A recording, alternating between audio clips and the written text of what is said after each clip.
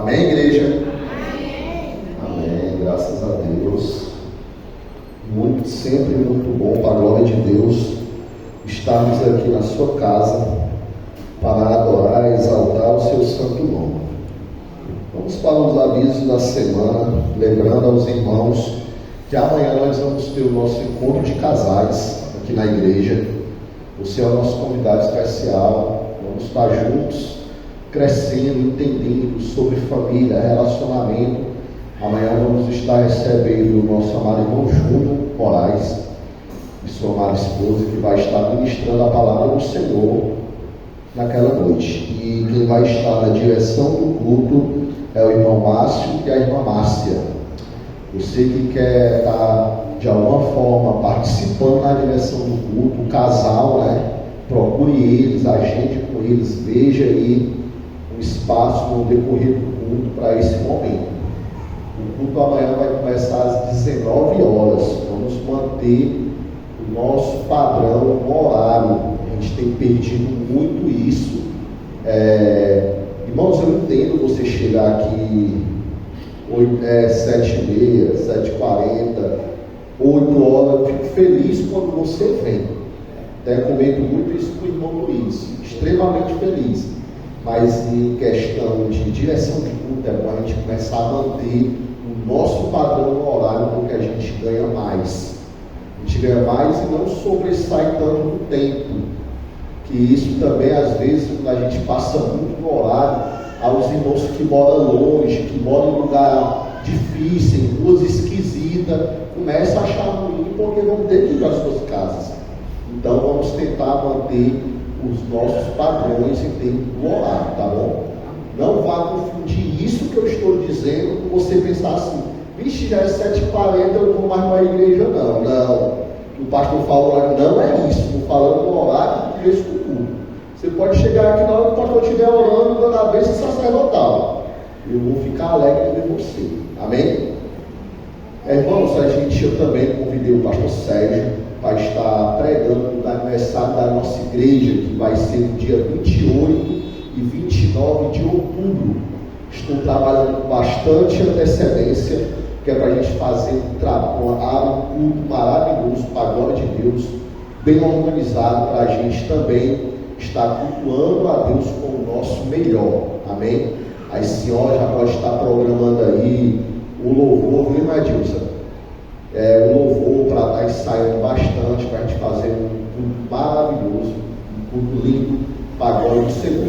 Tem até um tema aí bem voltado do que nós temos visto no decorrer desses meses todos que eu tenho pregado aqui, sobre a gente nos identificar como crentes. No sábado, quando vai estar todas as igrejas reunidas, ele vai estar pregando sobre a responsabilidade do pastor com a igreja. No domingo, como vai estar só a igreja, ele vai estar pregando sobre a responsabilidade da igreja com o pastor. Para a gente entender esses dois lados, qual é o nosso papel como crente, qual é o nosso papel como igreja, qual é o nosso papel, o meu papel como pastor também, e dos demais pastores que tem na nossa associação. Amém, irmãos? Então esse vai ser o foco. Pois amanhã tem um culto de casais aqui. No final do culto eu vou falar mais alguma coisa, eu quero também a contribuição de vocês para esse evento. E terça-feira, culto de doutrina. Quinta-feira temos um grupo que se reúne aqui para orar ao nosso Senhor. Vamos estar fortalecendo esse grupo. Domingo temos a nossa escola bíblica dominical e o nosso culto de adoração. Amém?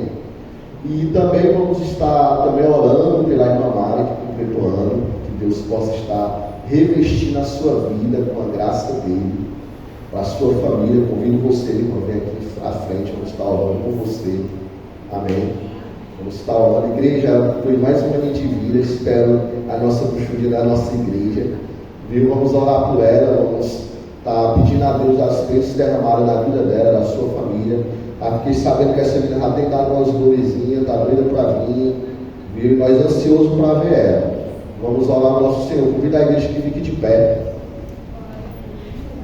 Pode subir sua mão para cá, para a irmã Mário. Vamos estar orando falando com ela, amém?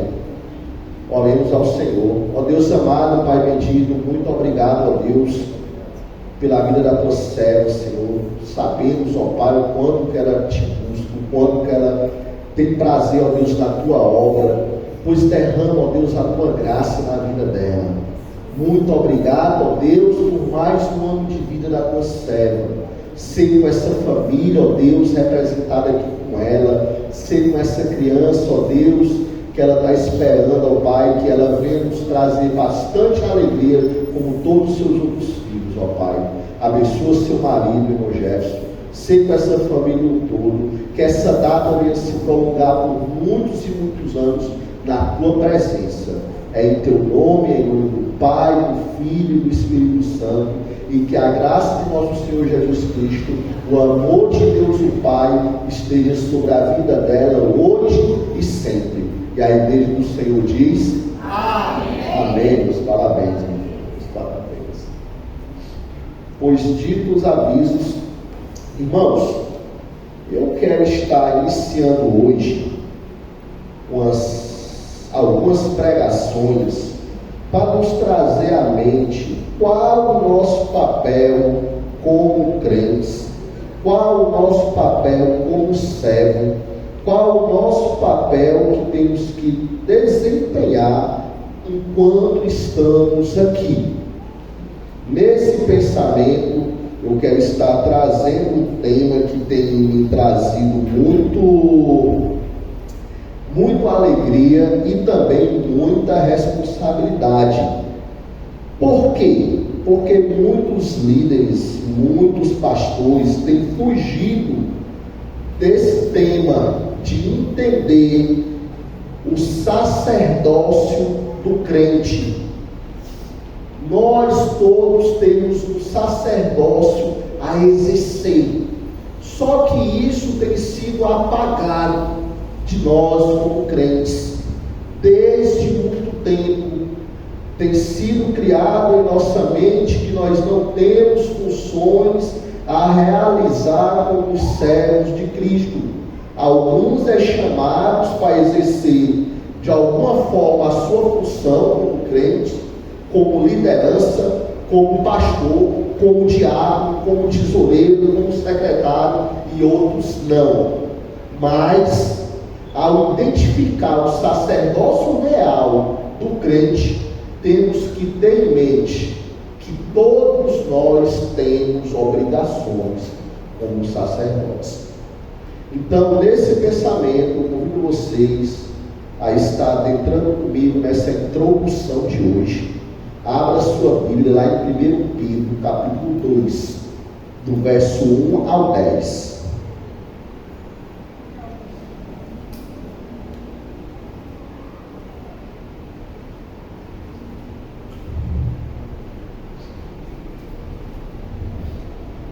Eu vou achando, fique de pé, em respeito à palavra do Senhor. Vamos estar trabalhando esse texto por alguns domingos, com o tema: o sacerdócio do crente, devolvendo ao crente a sua identidade. E diz assim a palavra do Senhor aqui em 1 Pedro, capítulo 2, do verso 1 ao 10. Portanto, abandonem toda maldade, todo engano, hipocrisia e inveja, bem como todo tipo de maledicência. Como crianças recém-nascidas, desejem o genuíno leite espiritual, para que por ele lhes seja dado o crescimento para a salvação. Se é que vocês já tenham a experiência de que o Senhor é bondoso, chegando-se a Ele, a pedra que vive, rejeitada, sim pelos homens, mas para com Deus eleita e preciosa. Também vocês, como pedras que vivem, são edificadas casa espiritual, para serem sacerdócio santo, a fim de oferecer sacrifícios espirituais agradáveis a Deus por meio de Jesus Cristo. Por isso está na Escritura: eis que ponho em Sião a pedra angular, eleita e preciosa, e quem nela crê não será envergonhado. Portanto, para vocês, os que creem, esta pedra é preciosa, mas para os descrentes, a pedra que os construtores rejeitaram, essa veio a ser a pedra angular, e pedra de tropeço, rocha de ofensa. São estes os que tropeçam na palavra, sendo desobedientes, para o que bem foram destinados. Vocês, porém, são geração eleita, sacerdócio real, nação santa, povo de propriedade exclusiva de Deus, a fim de proclamar as virtudes daquele que os chamou das trevas para a sua maravilhosa luz. Antes vocês nem eram povo, mas agora são povo de Deus. Antes não tinha alcançado misericórdia, mas agora alcançarão misericórdia. Ó Pai bendito, Pai amado, Deus de graça e Deus de poder, estamos aqui, ó Deus, diante da Tua palavra aberta, Pai, pois nos traz, nos derrama em nossa vida o entendimento dela. Abre, ó Deus, um leque para que venhamos compreender o que Tu requer a cada um de nós, o que Tu quer falar aos nossos corações. Que não venha ser eu, ó Pai, mas sim o Teu Espírito Santo que habita em mim, e que a Tua igreja, a Tua pequenina, venha receber como aprendizado da Tua Santa Palavra. Amém. Amém. Irmãos, muito cedo em minha vida cristã, eu comecei cedo a ter sede de me envolver com o trabalho da igreja local. Trabalhava no discipulado, entendia a necessidade de estar à frente, trabalhando, crescendo e me aperfeiçoando na igreja e na palavra de Deus. Mas muito cedo percebi que as igrejas eram muito fechadas a respeito da liderança. Só quem estava à frente participava das reuniões, trabalhavam e tinham oportunidades mais frequentes na igreja. E isso me trazia pensamentos e até chateações. Nas igrejas que eu andei, eu percebia que todas tinham aquele grupo que mais trabalhava, que mais se envolvia com os trabalhos da igreja e não abria espaço para os demais. E quando a igreja crescia e era aberto espaço para os demais trabalhar, tinha toda uma regra para a participação. Quando era no grupo de louvor, muitas vezes tinha que passar até ter um feedback com o presidente do louvor, cantar, participar de alguma forma, para a pessoa ver se você tinha esse talento de desenvolver no louvor. Mas nunca tinha alguém para dizer assim: irmão, eu percebi que você tem muita coisa para melhorar, deixa eu te ajudar. Não. Ou ele te condenava logo, ou ele dizia: não, a irmã tem talento, vamos botar ela, encaixar ela no louvor. Ou se não, dizia que nem tinha vaga. Eu não sei se vocês chegaram a passar por isso em alguma igreja. Muito cedo eu percebi que as igrejas eram muito fechadas em termos de liderança. Estavam frequentando e participando das reuniões só aqueles que exerciam liderança. Os outros eram apenas ouvintes.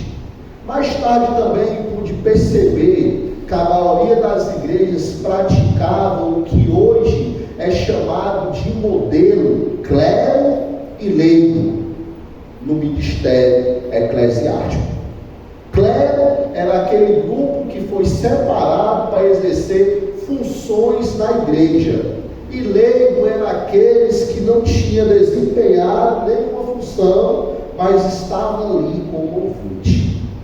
Mas também muito cedo eu percebi que isso não iria me impedir de trabalhar, de avançar como crente. Comecei a me envolver e, em palavras, posso até usar essa, a brigar por espaço na igreja, a querer o espaço, tentar de alguma forma, de alguma maneira desenvolver o meu trabalho, a minha identidade como crente em Cristo Jesus. E me envolvi num grupo de jovens, me envolvi num grupo de evangelismo, participava de todos os cultos de alguma forma. Me lembro que eu, como novo convertido, na segunda-feira tinha um grupo de oração que se reunia lá na igreja do meu sogro. Eu ia para lá para participar do grupo de oração. Na terça-feira tinha culto da sociedade masculina. Eu estava lá também para aprender, me aperfeiçoar na palavra de Deus. Na quarta-feira eu estava no meu culto de oração lá na granja. Na época eu estava me congregando lá na granja como novo convertido, estava com uns 3 meses ou menos de casado. Todas as vezes procurei a me envolver de alguma maneira. E através de focar nisso, participar de todos os cultos, cheguei a entender qual era o meu papel como sacerdócio de Cristo, sacerdócio, identificar o meu sacerdócio como crente. Através do ministério, Deus me deu a oportunidade de conhecer o seminário, onde eu pude desenvolver o meu aprendizado e entender qual era o meu papel para cumprir na grande comissão. Era que eu tinha que entender a minha identidade, a minha total dependência como crente na igreja, ou a minha função como crente. Eu tinha que fazer, acima de tudo, a vontade de Deus. E isso é o que tem faltado hoje.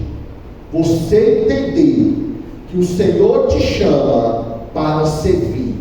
De alguma forma, tu tem que desempenhar esse papel. Tornava-se cada vez mais evidente para mim que era impossível me desligar essa vontade do meu coração, de trabalhar na igreja, de me envolver, da minha identidade, de entender a minha identidade pessoal como crente.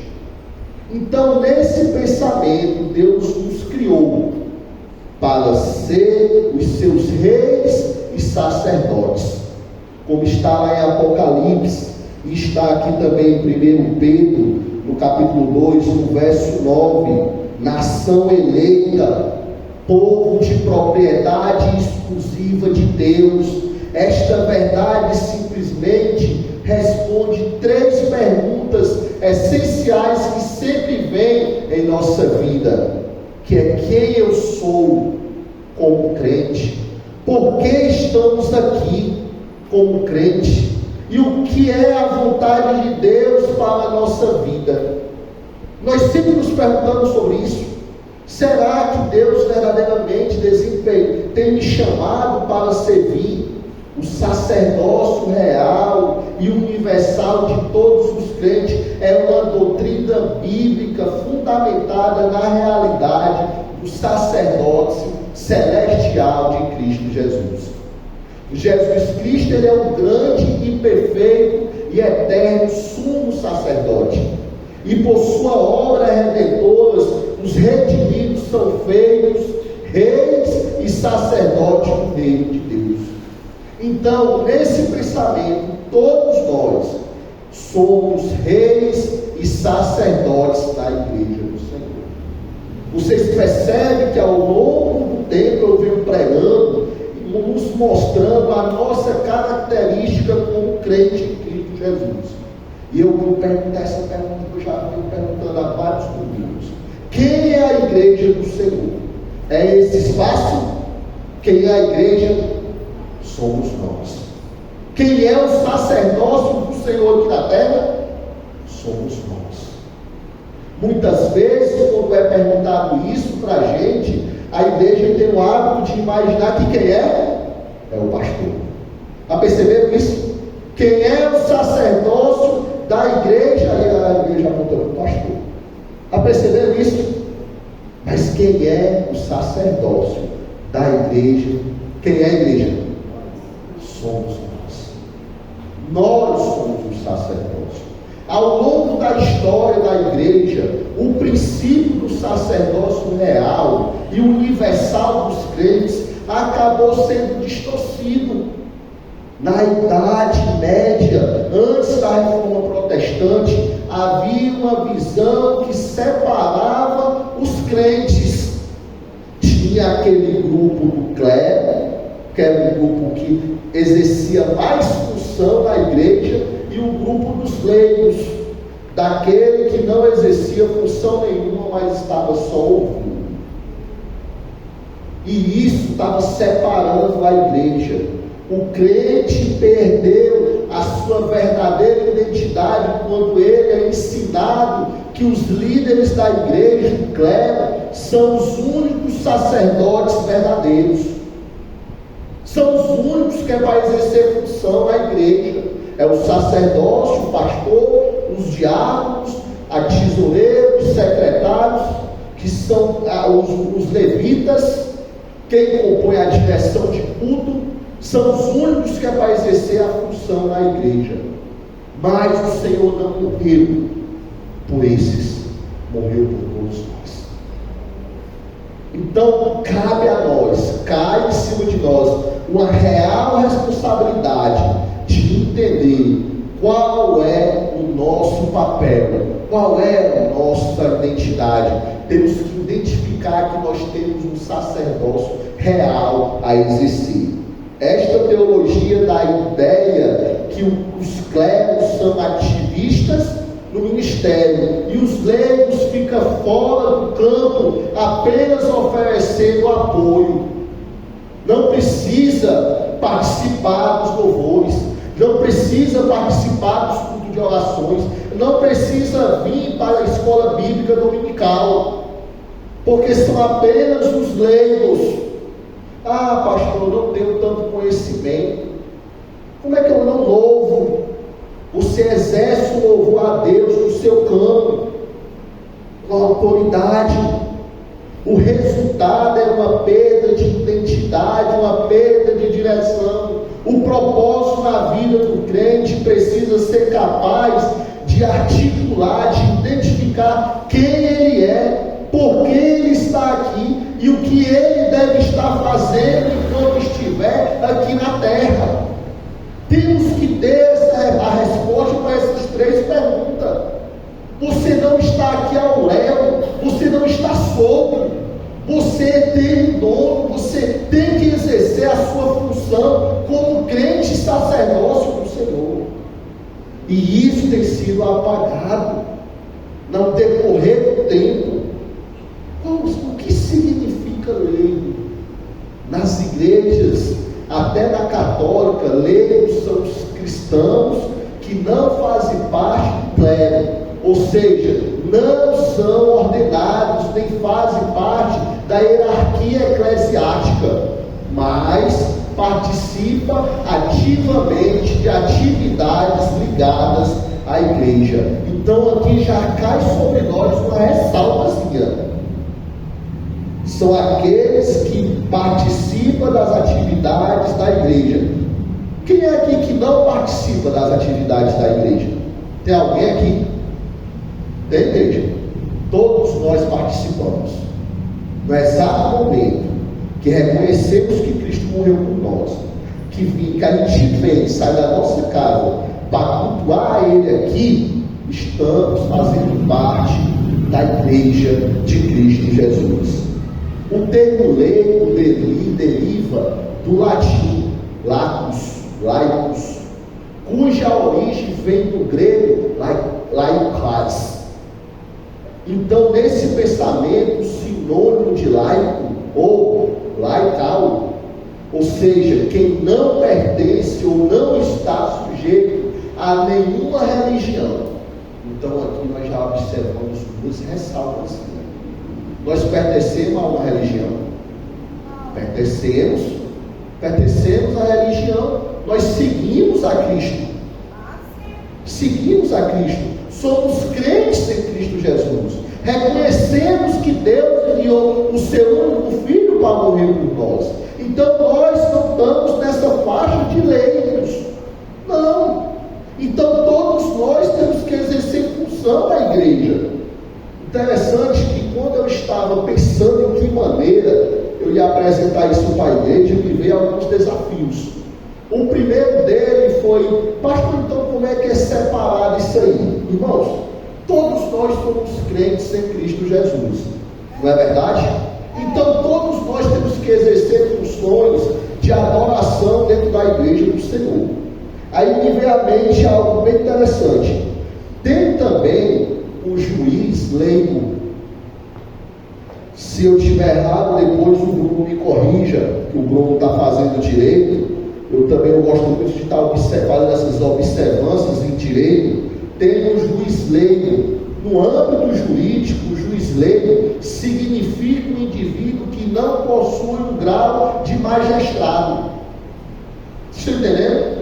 Mas ele deixou de ser juiz? Não. Ele não deixou de ser juiz, mas ele deixou de exercer a sua função de juiz? Não. Então na igreja se é separado o clero e os leigos. Tem aquele que exerce a função de direção de culto, de ministério, função pastoral, levita. Esses são clérigos que exercem função na igreja. E os leigos, eles deixaram de ser crente? Não. São todos crentes em Cristo Jesus. Ele é o juiz leigo, ele não exerce a função de magistrado, mas ele tem função de auxiliar na justiça. O juiz leigo, ele pode, por exemplo, dirigir uma audiência de conciliação, elaborar um processo introdutório de um julgamento, ainda redigir uma proposta de sentença. Então, nesse sentido, tanto o clero como o leigo, ele tem que oferecer e fazer função diante de Deus, diante do grande juiz. No entanto, todas as propostas serão avaliadas pelo juiz que tem o magistrado. Aí nesse aspecto é onde entra o pastor e a diretoria da igreja. É a única separação que tem. Vocês estão entendendo, igreja? Nesse aspecto é a única separação que tem. Então o juiz leigo, ele vai fazer tudo. Ele só não vai poder exercer a função de magistrado, porque isso aí é uma vocação, é um chamado. Aí essa função de magistrado, quem é que exerce na igreja, está na autoridade pelo Senhor, é o pastor. É a única função que separa entre a igreja e a igreja, é o pastor, porque é derramado em cima de nós a unção de responsabilidade de apresentar a igreja diante de Deus. Essa é a única função. Mas você está aberto a ter ideias, a exercer o teu sacerdócio, a louvar, a cultuar a Deus. É tua obrigação como crente, não é só minha. Eu já falei aqui outras vezes. Existe igreja sem pastor? Não. Mas existe pastor sem igreja? Não.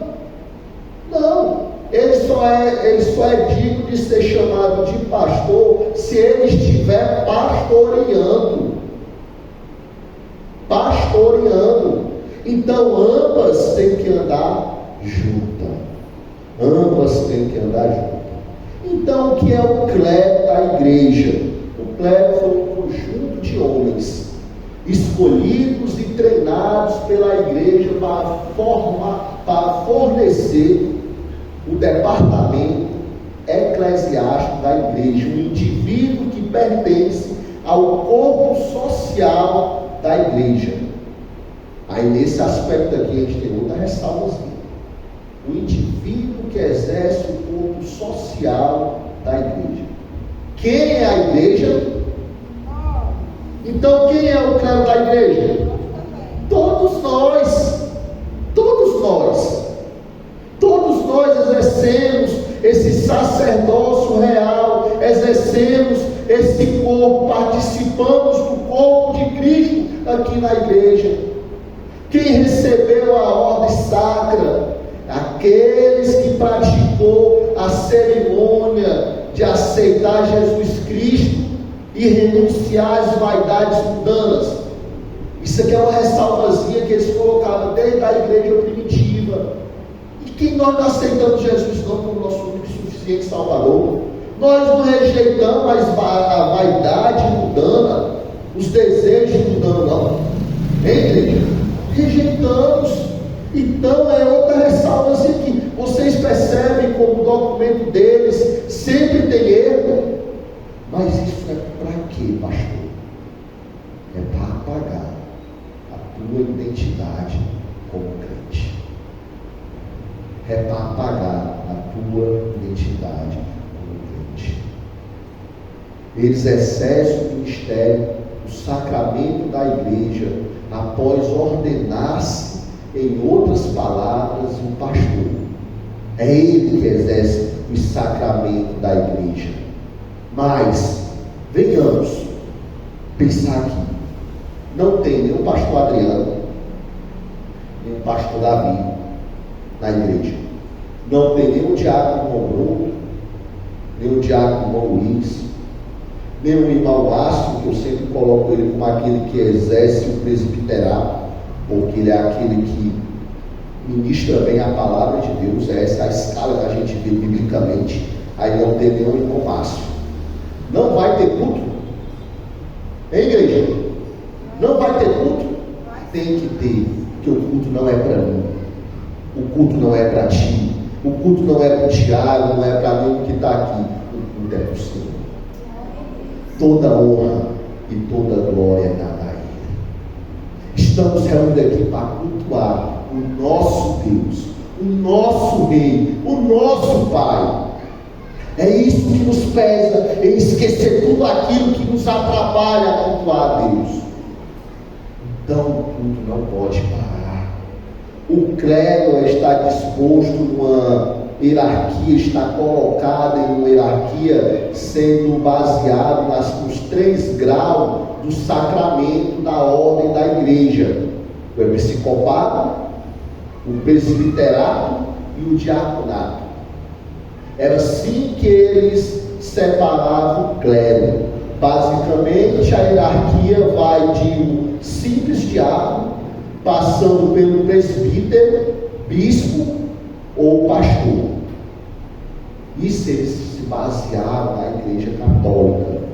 Na igreja católica era assim: o padre, o bispo, o arcebispo, o primaz, o patriarca e, em casos mais especiais, o cardeal, até chegar ao cargo de supremo, que era o papa, que se achava a autoridade maior e não precisava dos leigos da igreja. É claro que em algumas igrejas tem a sua própria hierarquia e títulos eclesiásticos, tem, mas os clérigos desfrutavam de muitos privilégios.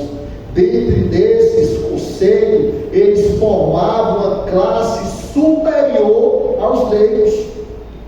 Eles dividiam a igreja do Senhor, eles dividiam a adoração ao Senhor. E hoje, pastor, hoje ainda é assim, sim. Hoje ainda é assim. Tem aquela liderança que ela se fecha de uma maneira, o pastor se fecha de uma maneira que ele chega, ele entra ali, aí não fala com ninguém. Passa, parece um delegado. Se ele tiver sem paletó, o paletó dele vai pegar sozinho. Não, é o Espírito Santo de Deus que vai conduzir a pregação. É a palavra do Senhor que tem que exercer ação milenar na igreja desde o começo do passado até hoje. É ela que tem que transformar. É ela que tem que fazer o diferencial. Então hoje ainda tem igrejas fechadas nesse contexto. Consequentemente, essa distorção, que na realidade é uma negociação do ensino bíblico acerca do sacerdócio real de todos os crentes, acabou atingindo, inclusive, a doutrina acerca do sacerdote celestial de Cristo. Em que aspecto? Meus irmãos, se você hoje for observar dentro da Igreja Católica, a Maria ela tem um grau maior do que o de Jesus. Você sabia disso? Colocada por eles, entendeu? Eles colocam ela como se ela intercedesse por nós a Deus, e o único intercedor, o único sacerdócio celestial é Cristo Jesus. E nós, como crentes, temos visto isso, observado isso e aceitado. Normal. Como, pastor? Quando nós não nos colocamos para exercer a nossa função como crente na igreja. Quando tu falta no culto, quando tu falta na escola dominical, tu não está exercendo o teu sacerdócio real. Enquanto a doutrina bíblica do sacerdócio celestial de Cristo é colocada como o único e suficiente mediador entre Deus e o homem. O único mediador entre Deus e o homem é Cristo Jesus. Tem erros teológicos na medida que a gente vê em redes sociais homens querendo colocar Deus na parede, mostrando. Um dia desse aí, um grande pregador, Augusto Nicodemos, estava debatendo algo que o louco disse aí, achando que ele era a primícia da igreja, ele era o ponto-chave da igreja. Nós temos que exercer o nosso sacerdócio real como crente, mas o ponto principal da igreja, a adoração principal da igreja é a Cristo, é a Ele que é o digno de toda honra e toda glória, é Ele. Pastor, então eu exerço o meu sacerdócio real só na igreja? Não, tu é o sacerdócio da tua casa. Bota isso na tua cabeça. Tu é o sacerdócio da tua família. Tu é aquele que exerce a função de sacerdócio. Tu tem que ser o espelho de Cristo, o exemplo. É a tua identidade como crente que tem que se manifestar. Quando não tem o homem que é o cabeça da igreja, o cabeça da sua casa, hoje tem mulheres que exercem o seu sacerdócio como pai e mãe melhor do que muitos pais. Já perceberam isso? Quando tem a falência de um pai, a mãe ela faz o papel de pai e mãe e exerce muitas vezes melhor do que muitos homens, trabalhando, se esforçando, exercendo o seu sacerdócio real como exemplo da casa, como testemunho. Então o nosso sacerdócio ele sobressai daqui da igreja, é para um vizinho, é para uma faculdade, é para uma escola, é para um trabalho, é a tua identidade como crente em Cristo Jesus. Essa é a ideia. E os leigos dependem totalmente do clero para receber as bênçãos da graça de Deus? Depende? Não. A única coisa que vai diferenciar a igreja é os departamentos que é colocado na organização do exercício do exercício da igreja em todo. Tipo, os meninos que tocam, os que dirigem o culto, o que toma de conta da parte de finanças da igreja, é o que vai diferenciar. Mas o teu sacerdócio é único, é a tua identidade como crente. Antes de falarmos sobre o sacerdócio real de todos os crentes, precisamos em primeiro lugar olhar para o sacerdócio celestial de Cristo Jesus.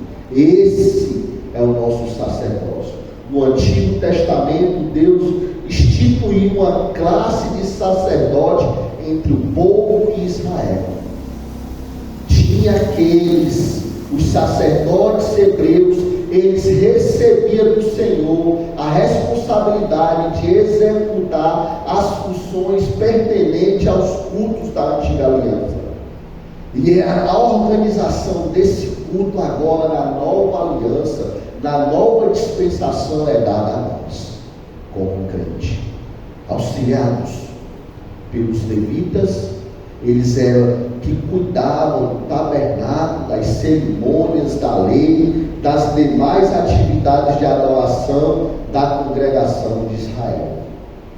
E agora nós, auxiliados pelos que exercem funções da igreja, mas todos com o único pensamento de entender a nossa identidade como crente, é adorar a Deus acima de tudo.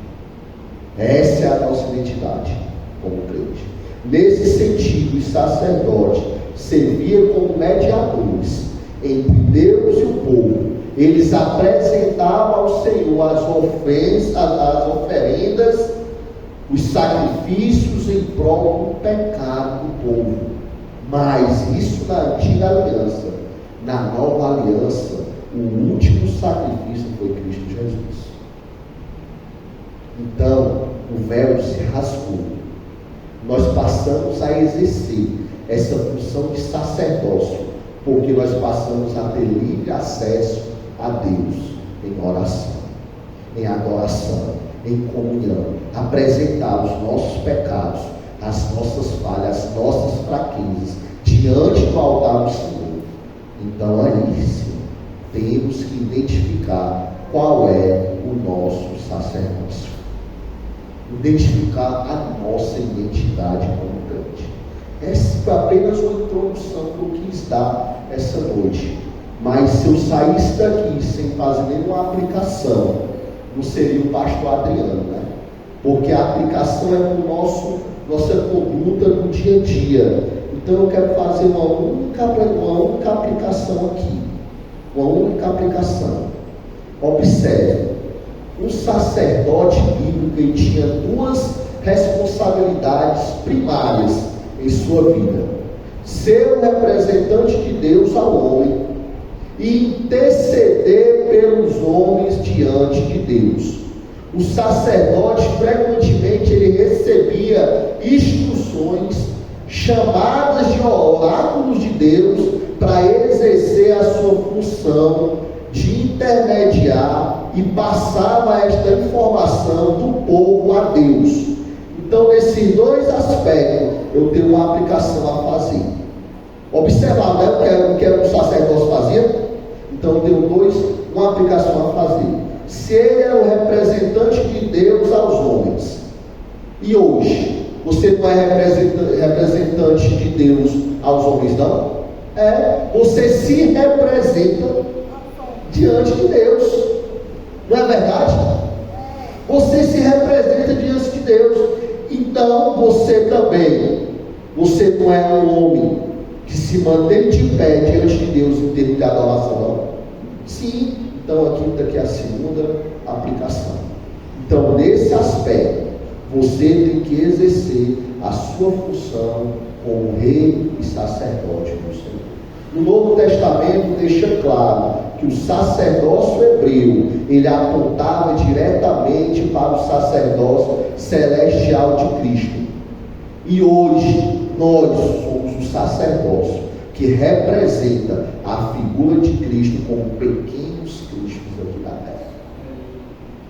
Então nós temos que ter essa responsabilidade de entender isso, de ter esse manuseio, de entender isso. E nesse pensamento, observe comigo aqui o verso para encerrar, o verso 9 de 1 Pedro capítulo 2. Aí eu quero que você leia junto comigo.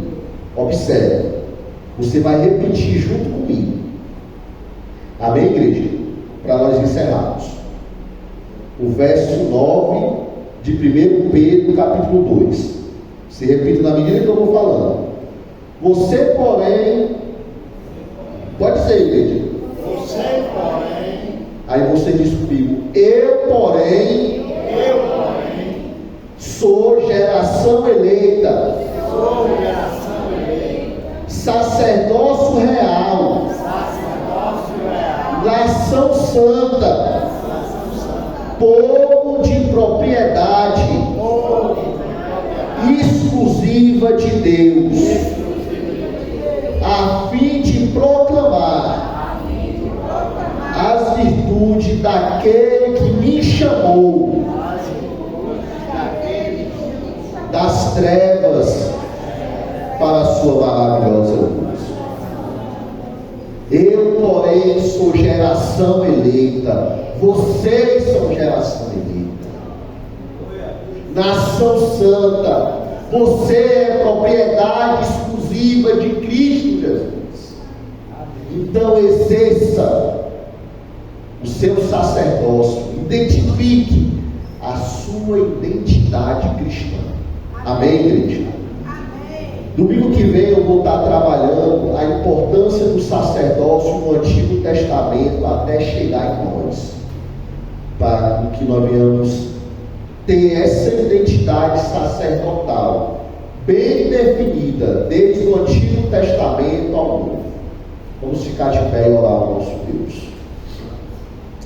Hoje a pregação foi mais cansativa, que eu quis mostrar para vocês, que vocês identificassem a sua identidade como sacerdócio do Senhor. E nisso recai sobre nós a responsabilidade de cultuarmos a Deus, de ter um bom relacionamento com o Senhor na sua casa e ter um bom testemunho nessa sociedade pública. Amém? Vamos orar. Ó Pai amado, Deus bendito, muito obrigado, ó Deus, pela identificação, ó Pai, da Tua palavra trazida a nós. Muito obrigado, ó Deus, por nos trazer à mente, ó Deus, que dependemos de Ti e que também temos funções a exercer, ó Pai, na Tua casa, na sociedade, em nossa vida, Pai. Senhor, nos ensina a identificar essa identidade cristã do sacerdócio real. Derrama, ó Pai amado, a Tua graça sobre cada um de nós. Nos leva aos nossos lares em paz. Nos visita, ó Deus, no mais íntimo do Senhor. Recebe as nossas orações. E que a graça de nosso Senhor Jesus Cristo, o amor de Deus o Pai e a comunhão do Espírito Santo esteja sobre todos vocês, hoje e sempre. E a igreja do Senhor diz: Amém. Amém.